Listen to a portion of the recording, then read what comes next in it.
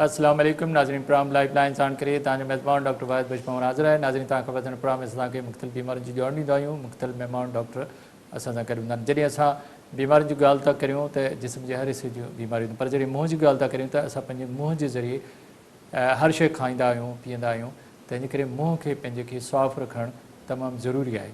अॼु जेका असां ॻाल्हि ॿोल कंदासीं त असांजा ॾंद जेके आहिनि उहे असांजे हुस्न में वॾो हिसाबु कनि था, असांजे खाधे पीते में असांखे मदद कनि था ऐं ॾंदनि जी हिकिड़ी वॾी अहमियत आहे त ॾंदनि जी बीमारी बाबति तव्हांखे ॼाण ॾींदासीं त ॾंदनि जी बीमारियूं कहिड़ियूं थींदियूं आहिनि, उनखे ॾंदनि खे उन बीमारियुनि खां कीअं बचाए सघिजे थो, इलाज जा कहिड़ा तरीक़ा आहिनि। अक्सर माण्हू शिकायत कंदा आहिनि त मुंहिंजे ॾंदनि में सूरु आहे, मुंहिंजा ॾंद साफ़ु न आहिनि, मुंहिंजा ॾंद टेड़ा आहिनि या जल्दी किरी था पवनि।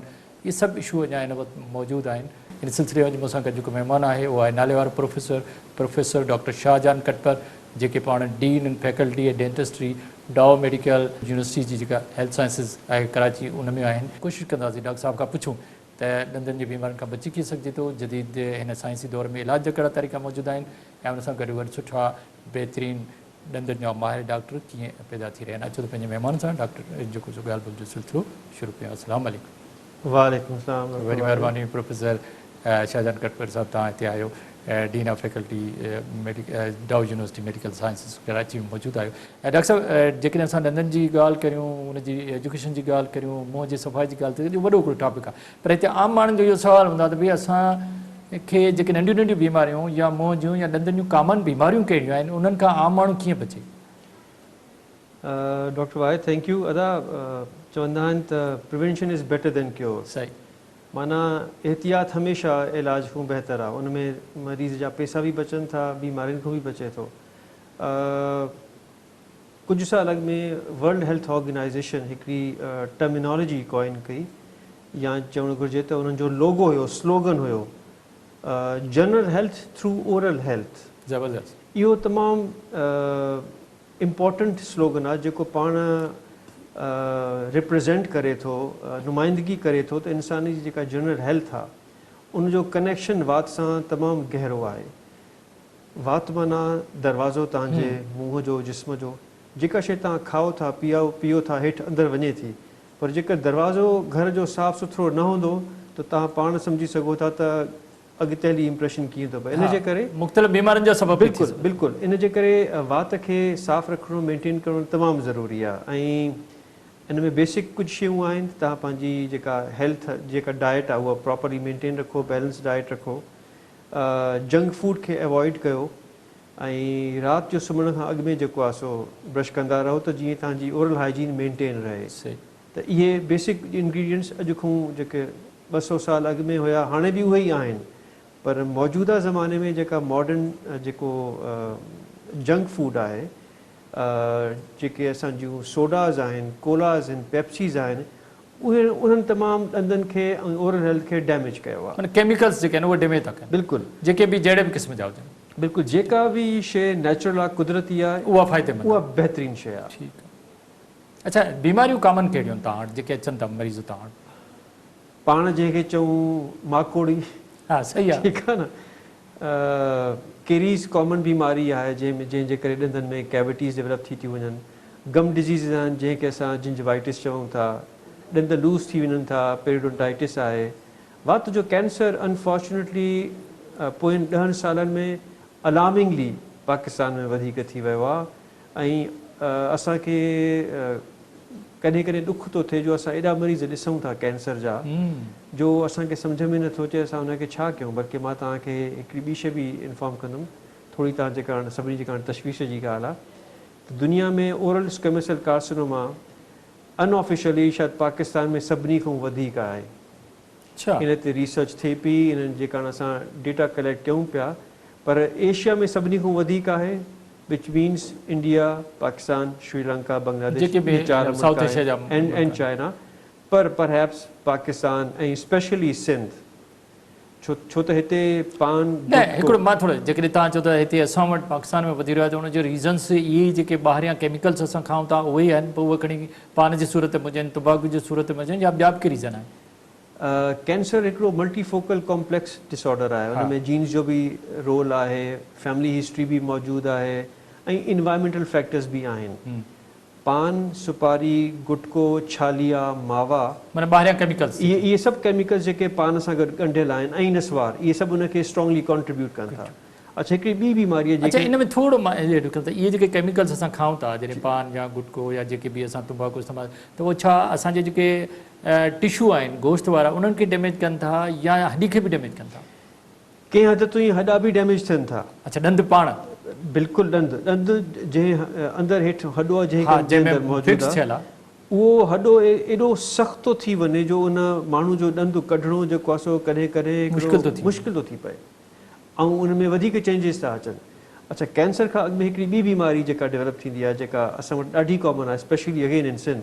अच्छा, असां हुनखे चवंदा आहियूं ओरल सबम्यूकस फाइब्रोसिस, जंहिंमें वात जी सतह सम्झो त जीअं चवड़ो थी वेंदी आहे। मतिलबु इहे जेके सतह जा जेके सेल आहिनि उहे डैमेज थींदा आहिनि, उहे डैमेज थी था वञनि ऐं इहा बीमारी रुगो वात तो ई महदूद न आहे, तव्हांजे पेट खे बि इन्वॉल्व थी करे। खाधे जी नाली बिल्कुलु, ऐं इन में वात अंदरूं सुकिड़जी थो वञे, शरिंग थो थी वञे, जेको पेशेंट आहे उनजो वात खोली नथो, उहो खोली नथो सघे।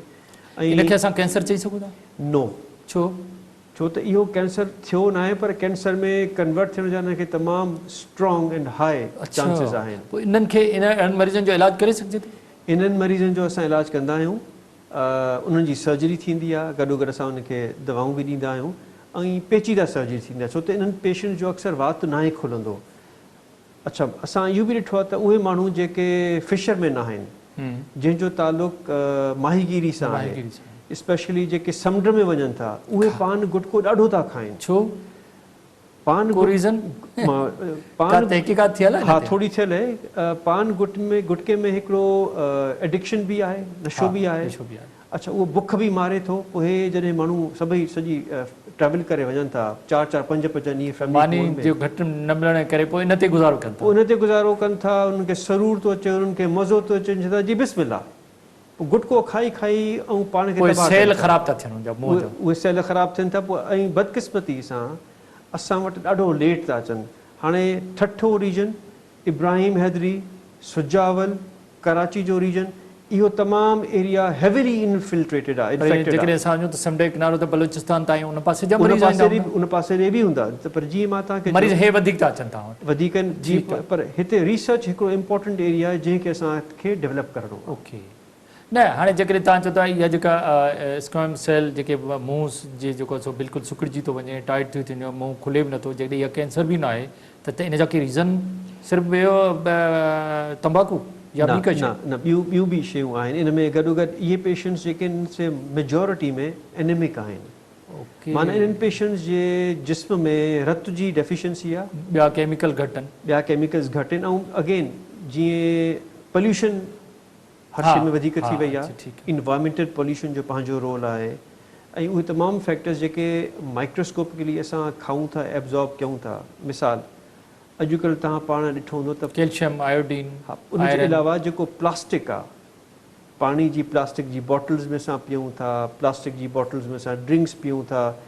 That is again very dangerous. तव्हांजे तवसत सां मां ॿ इम्पोर्टेंट मैसेज ॾियणु चाहींदुमि, इतफ़ाक़ सां मूंखे यादि अची वियो।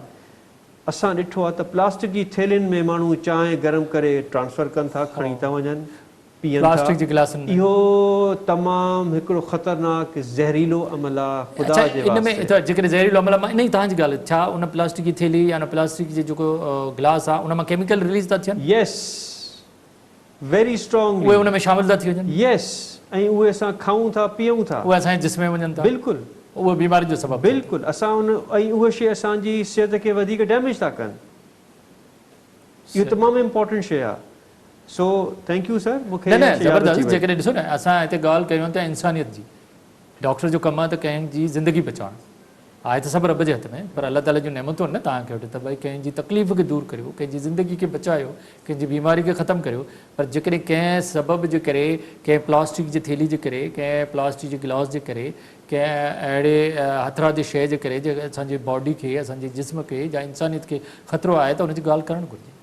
बिल्कुलु डॉक्टर साहब, चवंदा आहिनि त असांखे अवेयरनेस बि क्रिएट करणी आहे, माण्हुनि खे आगाही बि ॾियणी आहे त ख़ुदा जे वास्ते प्लास्टिक पंहिंजा पुराणा तरीक़ा इख्तियार कयो, चांहि में ईअं न कयो, भले ठिकर जे थांव में पियो, ठिकर बल्कि वधीक साइंटिफिकली बहितर आहे, मां ठिकर जे थाम खे स्ट्रॉन्गली प्रमोट कंदुमि। त हुन में पाणी पियो, हुन में चांहि बि पियो, हुन में खीर बि पियो। यस, ऐं छो त हुन में मिटी आहे न। साइंस इन शइ खे हाणे सपोर्ट थी करे, प्रमोट थी करे। अॼु खां 50 साल अॻु में, 40 साल अॻु में जेके पुराणियूं शयूं हूंदियूं हुयूं, कल्चरली असां सिंध में कंदा हुआसीं, जेको असांजो कल्चर हुयो, सकाफ़त हुई, उहा हर शइ सही आहे। हाणे साइंस बि चवे थी। यस। अच्छा, मां थोरो हिन तव्हांजी ॻाल्हि कयां, जेकी इहो तव्हां चओ था न मुंहुं सुकिड़िजी वञे, बिल्कुलु मुंहुं खुले कोन थो, मतिलबु पेट जी नाली बि ख़राबु थी वञे, खाधे जी नाली बि, इन्हनि माण्हुनि खे का तव्हां हिदायत कंदो, का एजुकेशन ॾींदो त इहे पाण खे बचाइनि कीअं?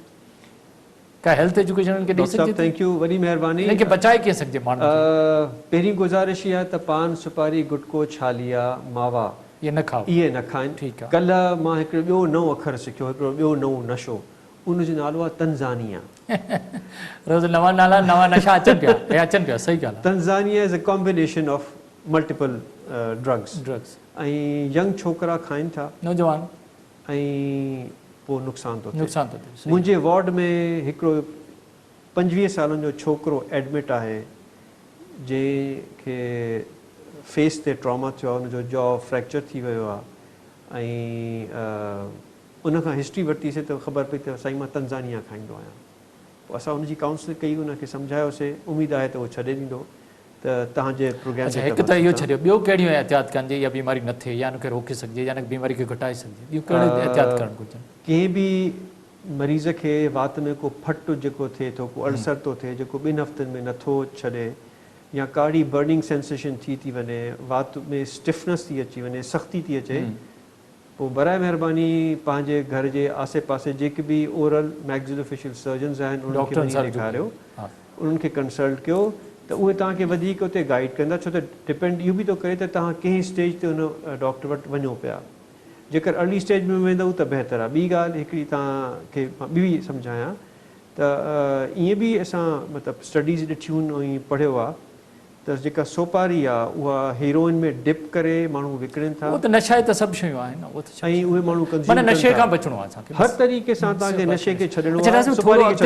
तव्हांखे इहो तव्हां ॾाढी सुठी ॻाल्हि कई त असांखे एहतियात करिणो पवंदो, न त इहे मुंहं जूं या ॾंदनि जूं बीमारियूं थींदियूं रहंदियूं। अच्छा, तव्हां हिकिड़ी ॻाल्हि मां अॻिते हली इन पुछंदुसि, उन ते त अचूं था। मुंहिंजो सुवालु इहो आहे त छा ॾंद में अचानक सूर थियणु, या ॾंद जे अंदरि सुराख थी वञणु, या कैविटी ठही वञणु, या कीड़ो अची वञणु, इन्हनि खे कीअं असां रोके सघूं था? इन्हनि जो कोई इलाजु आहे? जी मूं अॻु में कयो डॉक्टर साहब, prevention is better than cure. Balance diet रखो, हर शइ उहा जेका नेचुरल आहे उनखे इस्तेमालु कयो, ड्राई फ्रूट्स खाओ, फ्रेश फ्रूट्स खाओ, राति जो सुम्हण खां अॻु में ॾंद ज़रूरु साफ़ु कयो, सुबुह जो ब्रश कयो, ऐं जेको जंक फूड आहे उनखे तव्हां अवॉइड कयो जेतिरो थी सघे, ऐं हर 6 महीननि में लोकल डेंटिस्ट खे तव्हां ज़रूरु विज़िट कयो। ठीकु आहे। ऐं जेकर का शइ उन वक़्तु ओरल हेल्थ में को प्रॉब्लम शुरू थिए थो त उन वक़्तु आइडेंटिफाई थी वेंदो ऐं तव्हांखे उन वक़्तु ट्रीटमेंट मिली वेंदो। सो prevention is the best thing. अच्छा डॉक्टर साहब, जेके माण्हुनि जा ॾंद हिलनि था, गम्स ढिला थी वञनि, इहा कहिड़ी बीमारी आहे? इन खां कंहिं इन जो इलाजु करे मरीज़ खे ठीकु करे सघिजे थो? अदा ॾंद लुॾणु जंहिंखे असां पाण चवंदा आहियूं पेरिडोंटाइटिस या जिंजवाइटिस, कॾहिं कॾहिं रत बि अचे थो, इहे आम माण्हुनि में तॾहिं थींदा जॾहिं हेठां ॾंद में कोई इन्फेक्शन थो थी पए। अच्छा, उहे पेशेंट्स हिकिड़ी ॿी शइ बि मां तव्हांखे गाइड कयां, कॾहिं कॾहिं डायबिटीज़ मेलाइटिस जी पहिरीं इंडिकेशन अथव, ॾंद लुॾणु, ॾंद ढिलो थी वञणु, या ॾंदनि में गैप अची वञणु। ऐं कॾहिं कॾहिं पेशेंट्स खे डायबिटीज़ कोन्हे हूंदी, पर जॾहिं असांजा टेस्ट कराईंदा आहियूं त उहा शइ निकिरी थी पए। हिकिड़ी ॿी इंपॉर्टेंट जेका क्लिनिकल फाइंडिंग मुंहिंजी ऑब्ज़र्वेशन आहे 20 सालनि जी तजुर्बे में हाणे ॾिठो आहे त वाइटामिन डी डेफिशिएंसी ॾाढी कॉमन आहे। उहा बि ॾंदनि जे लाइ ख़तरनाक।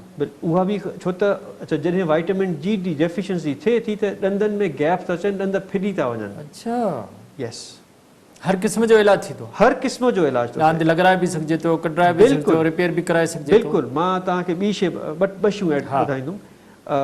असां डेंटल इम्प्लांटोलॉजी बि असां वटि सर्विसिस अवेलेबल आहिनि, जेके प्राइवेट में जेकर तव्हां करायो था त इट इज़ वेरी एक्सपेंसिव। ॿी ॻाल्हि, रिसेंटली डाउ यूनिवर्सिटी अल्हम्दुलिल्लाह हिकिड़ो नओं department of oral and maxillofacial surgery establish कयो आहे एट शहीद मोहतरमा Benazir Bhutto institute of trauma. ऐं हाणे डाउ यूनिवर्सिटी में असां वटि 2 ट्रेनिंग सेंटर्स आहिनि जेके अप्रूव्ड आहिनि by the college of physician and न सर्जन्स। उन ट्रामा में उहे मरीज़ ईंदा जिन खे को धकु लॻो आहे, को एक्सीडेंट थियो, मां अर्ज़ु थो उन्हनि खे कयां रिपेयर कंदो। सर, मां अर्ज़ु थो कयां हिन डिपार्टमेंट ऑफ मैक्सिलोफेशियल सर्जरी में असां हर क़िस्म जो facial trauma, gun shot wound, bomb blast, fire arm injury, accident of any kinds, infections from anything, ऐं पैथोलॉजीज़, हर क़िस्म जो मरीज़ असां वटि अचे थो, असां ट्रीट कयूं था free of cost. Free of cost. Government of Sindh जी इहा तमामु वॾी कॉन्ट्रीब्यूशन आहे, तमामु वॾी कॉन्ट्रीब्यूशन आहे जेका असां वटि अवेलेबल आहे ट्रॉमा सेंटर में। ट्रॉमा सेंटर में ज़बरदस्त, ॾाढो सुठो। डॉक्टर शाहजहान, तव्हां सां ॻाल्हाइण जो सिलसिलो जारी आहे, ॾाढी ज़बरदस्त। तव्हां असांखे ॼाण ॾिया फर्दर हिन ते ॻाल्हाईंदा, पर वक़्तु थियो आहे नंढे वक़्फ़े जो। नाज़रीन वठूं था हिकिड़ो नंढो वक़्तु।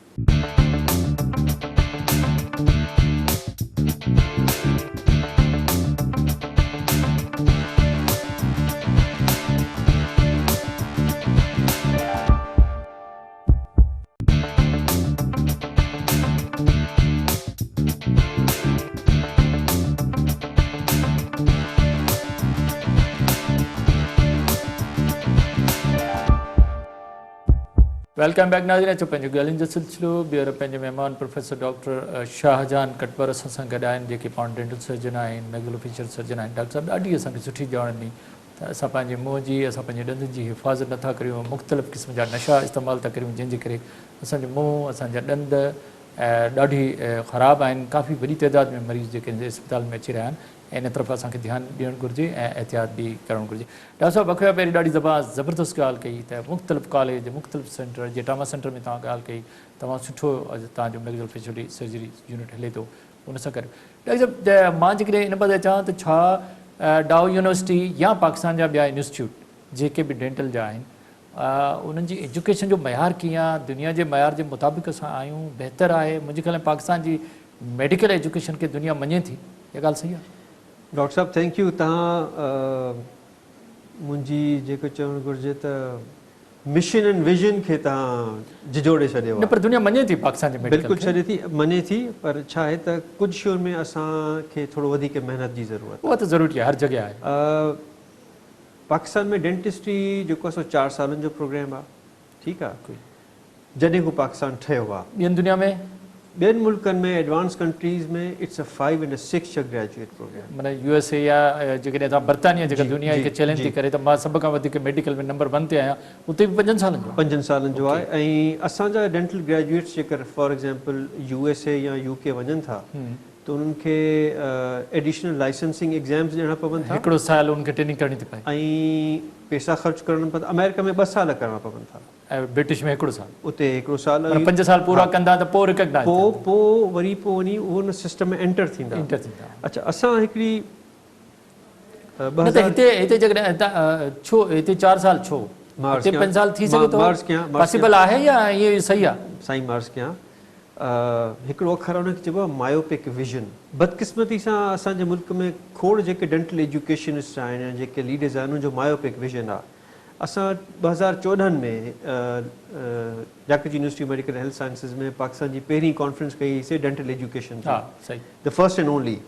उनमें असां मुल्क जे नामी गिरामी स्कॉलर्स खे इनवाइट कयोसीं, ऐं रेज़ोल्यूशन इहो पास थियो त पाकिस्तान में dentist should become a 5 year graduate programme.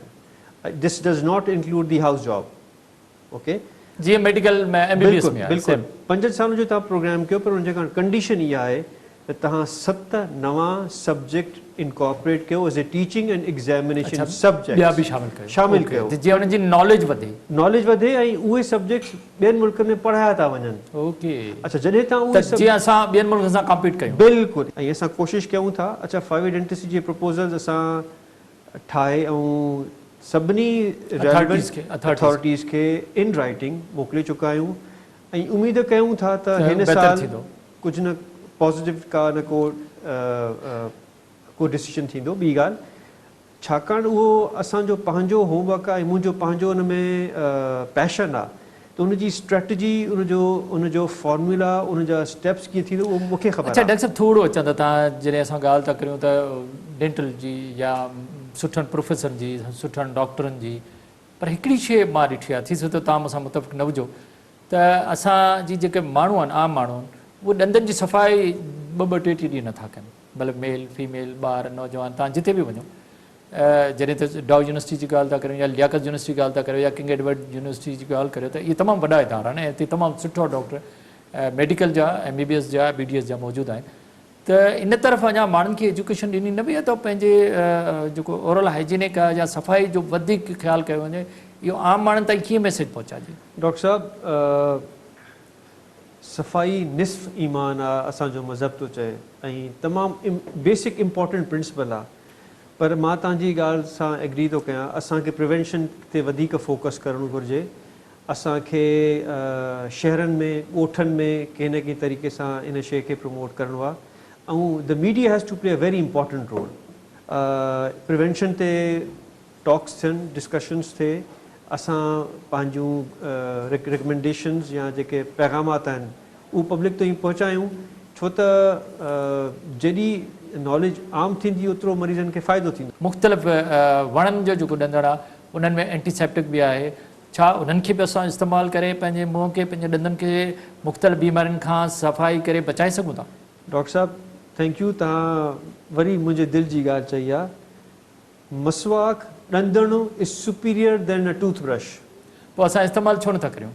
कंहिं जॾहिं तो मौजूदु आहे असां त नाहे हर जॻह वञी किथां बि तव्हां निम जो वणु तव्हांखे हर जॻह मिलंदो बबूर जो वणु तव्हांखे हर जॻह मिलंदो इस्तेमालु करण में कहिड़ो हर्ज आहे? मां अर्ज़ु कयां मां डिस्करेज नथो कयां न पर उन मां त फ़ाइदो वठणु घुरिजे उन में फ़ाइदो वठणु घुरिजे ऐं जीअं मां शुरू में तव्हांखे चयो त जेके असांजूं पुराणियूं कल्चरल शयूं आहिनि उहे सही आहिनि जीअं ठिकर जे थांव में तव्हां पाणी पियो मट में तव्हां पाणी रखो इहे सभु शयूं साइंटिफिकली हाणे प्रूव थींदियूं त इहे सही आहिनि मसवाक ॾंदासा ऐं ॿियूं जेके शयूं उहे तव्हां इस्तेमालु कयो पर उहे शयूं जेके तमामु अब्रेसिव आहिनि जीअं मूंखे यादि थो पए मां नंढो हूंदो हुयुमि त तेल कोयलो लूणु ॿियूं शयूं मिक्स करे हिकिड़ो पेस्ट ठाहींदा मंजन जेको यूज़ थींदो उहो डेंजरस आहे उन सां एलर्जीस थियनि थियूं ऐं उहो हाईली अब्रेसिव आहे उहो तव्हां यूज़ न कयो तव्हां मसवाक ॾंदासा बिल्कुलु मुख़्तलिफ़ वणनि जा जेके निम जो बेस्ट आहे पीलू जो बेस्ट आहे इन्हनि ते त साइंटिफिकली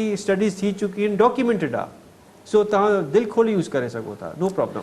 अच्छा डॉक्टर साहब हिकिड़ो सुवाल हो मूंखे काफ़ी दोस्तनि चयो त जेकॾहिं कंहिंजा ॾंद किरी पवनि या ढिला थी पिया आहिनि जे बिल्कुलु हाणे ख़तमु थिया छा नवां ॾंद लॻाए बाक़ाइदे फिक्स वरी उनखे नॉर्मल ज़िंदगी ॾिए या मानी खाई सघे थो इहो हिकिड़ो सुवालु अचे थो माण्हू चवंदो भई जेकॾहिं असां हथरा जा ॾंद लॻायूं था या नकली ॾंद लॻायूं छा उन्हनि सां असां वरी नॉर्मल ज़िंदगी ॾे वञी सघूं था खाधा पीता खाई सघूं था इहो हिकिड़ो अहम सुवालु आहे इन जे बारे में तव्हां डीन में आहियो तव्हां अहिड़ा हज़ारे मरीज़ बि ॾिठा हूंदा डाउ यूनिवर्सिटी में मुंहिंजे घर में डेली अलाए केतिरा मरीज़ तव्हां वटि ईंदा बि हूंदा त अहिड़नि मरीज़नि लाइ तव्हां छा चवंदव उन्हनि खे कहिड़ी उमेद ॾियारींदो त उहे वापसि नॉर्मल ज़िंदगी ॾे अची सघनि था कंहिं बि सबब जे करे उहो एक्सीडेंट जे करे हुजे कंहिं बीमारी जे करे ॾंद किरनि या उमिरि जे करे किरनि?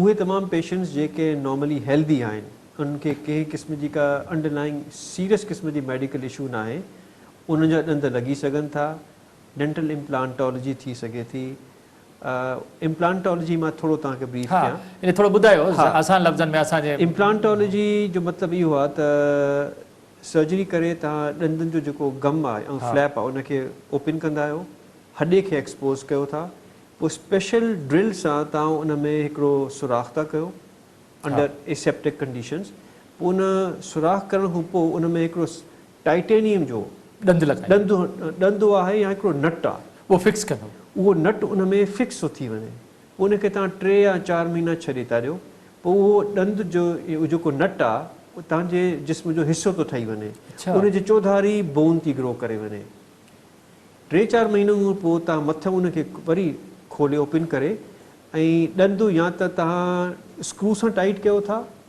या उन में कुझु अटैचमेंट खणी उन जे मथां 2-3 ठाहियो था ऐं उहे पेशेंट्स तव्हांखे कुझु माण्हू त इहो चयो त असां हाणे ॿी शादी कयूं 3 शादी कयूं पोइ उहो ॾंद फिक्स थी वेंदो फिक्स थी वेंदो अच्छा पोइ हुनजे लाहण जी कढण जी ज़रूरत कोन पवंदी उहो उन जा डिफरेंट ऑप्शन्स आहिनि त जेकर तव्हां चाहियो था त तव्हां डेली लाहियो ऐं साफ़ु कयो अच्छा लाहे सघिजे थो पोइ हुनजी सफ़ाई कीअं थींदी जेको लहण वारो आहे उहो तव्हां डेली लाहींदव अच्छा उनखे साफ़ु कंदो वरी तव्हां पाईंदो उहो क्लिप थी वेंदो अच्छा बटण जे ज़रिए चमड़ी चकमक पोइ वरी उन सां तव्हां खाधो खाई सभु कुझु खाओ पीओ एंजॉय अ लाइफ अच्छा जेकर न लाहे मथां साफ़ु करे सघिजे थो मथां करे सघो त पोइ उनजे उहे पोइ तव्हांखे स्क्रू जे ज़रिए टाइट था करणा पवनि ऐं वरी हर पेशेंट जी नीड्स डिफरेंट आहिनि, न हर डेफिनेटली पेशेंट जी सिलेक्शन इज़ वेरी डिफरेंट, तो केस टू केस फिजिकली बि आहे न यार, जीअं हाँ। तव्हां ज़िक्र कयो त के जेकॾहिं कंहिंखे का शुगर आहे, को ब्लड प्रेशर आहे, ॿी बीमारियूं आहिनि, त पोइ त उनजा वरी ट्रीटमेंट जो तरीक़ो थोरो तब्दील थी वेंदो डेफिनेटली, उन में वरी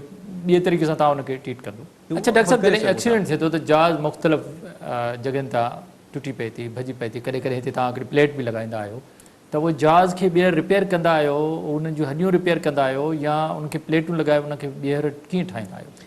डॉक्टर साहब the department of oral and maxillofacial उन जेको हाणे ट्रामा सेंटर जो तव्हां ज़िक्र शहीद कयो, मोहतरमा उते बेनज़ीर जेकॾहिं एक्सीडेंट जो अचे थो, जंहिंजी जहाज़ भॼी पई आहे, उनखे कीअं तव्हां रिपेयर कंदो? ट्रॉमा सेंटर में असां मिसाल जेको पेशेंट असां प्राइवेट में ट्रीट कयूं था, जंहिंजो जॉ फ्रैक्चर थिए थो, उनजो जेकर 2 लखनि जी कॉस्ट थी अचे, ट्रॉमा सेंटर में every single patient is free treated. उहो ठीकु आहे, पर इहो कीअं थींदो? मां उन तरीक़े मां उहो तव्हांखे ॿुधायां थो।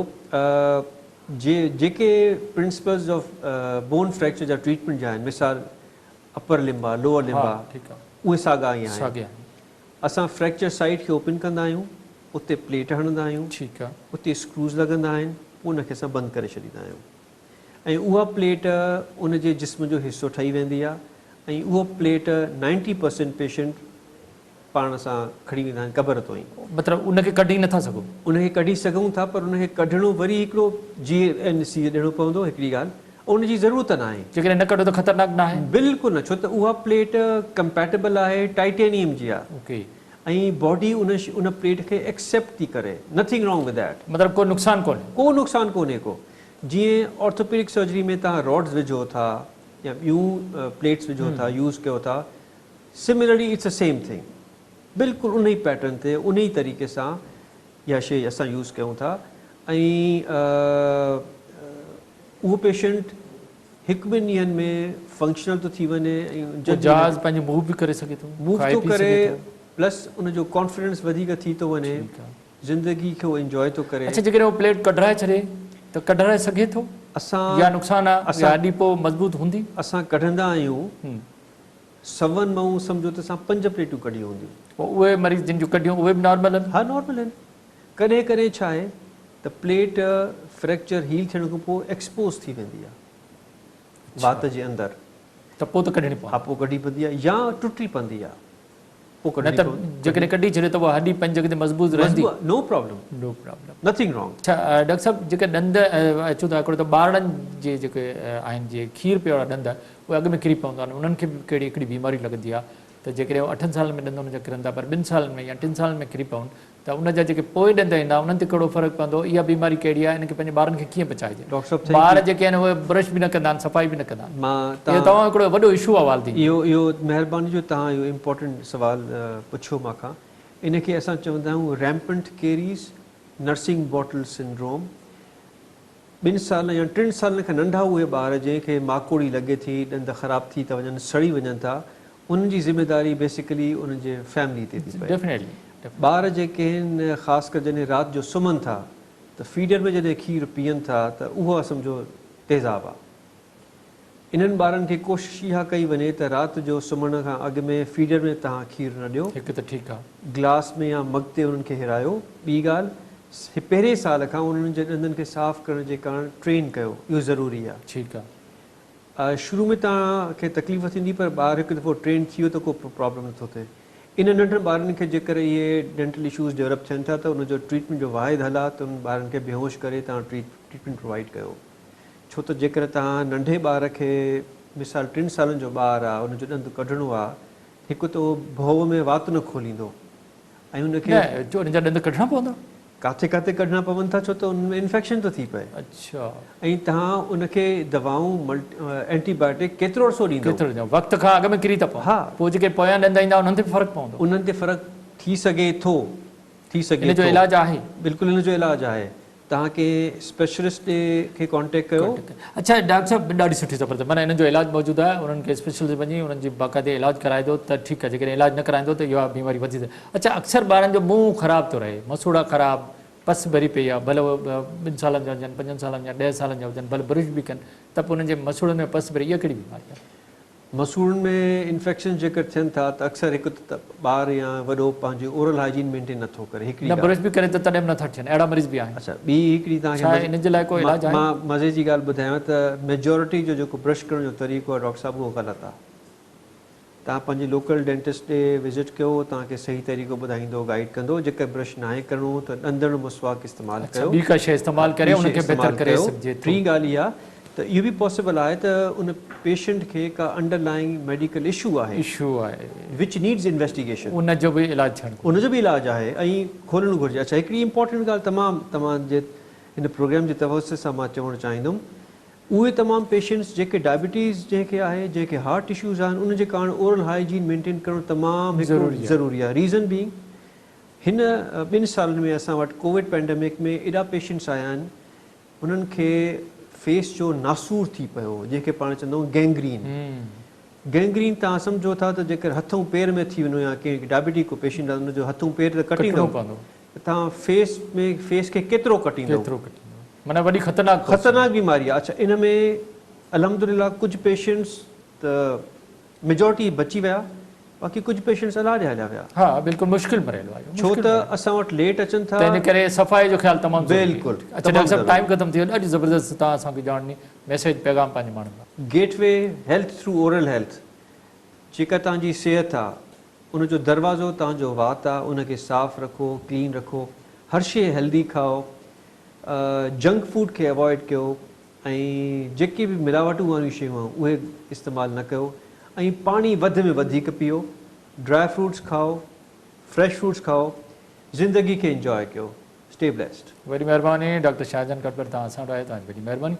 नाज़रीन, असांजे मौजूदु महिमान प्रोफेसर डॉक्टर शाहजहान कटपर असां सां गॾु हुजे, असांखे तमामु सुठी ॼाण ॾिनी, ॾाढी ज़बरदस्त असांखे ॼाण ॾिनी त पंहिंजे मुंहं जी सफ़ाई जो ख़्यालु रखो, पंहिंजे ॾंदनि जी सफ़ाई जो ख़्यालु रखो। हिन जदीद साइंस दौर में इलाज एॾा सुठा तरीक़ा मौजूदु आहिनि, हर माण्हू उन मां फ़ाइदो वठी सघे थो, भले खणी हुनखे जेकॾहिं शुगर बि आहे या ॿियूं बीमारियूं बि आहिनि तॾहिं बि हू फ़ाइदो वठी बहितर ऐं नॉर्मल ज़िंदगी गुज़ारे सघो। डॉक्टर साहिब जिन ॻाल्हियुनि ते असां अमल कयो त असां बहितर ऐं सुठी ज़िंदगी गुज़ारे सघूं था। इन ते प्रोग्राम लाइव लाइन जो वक़्तु पूरो थियो। पंहिंजे मेज़बान डॉक्टर वाहिद बिश्मौर खे इजाज़त ॾींदा। अल्लाह हाफ़िज़।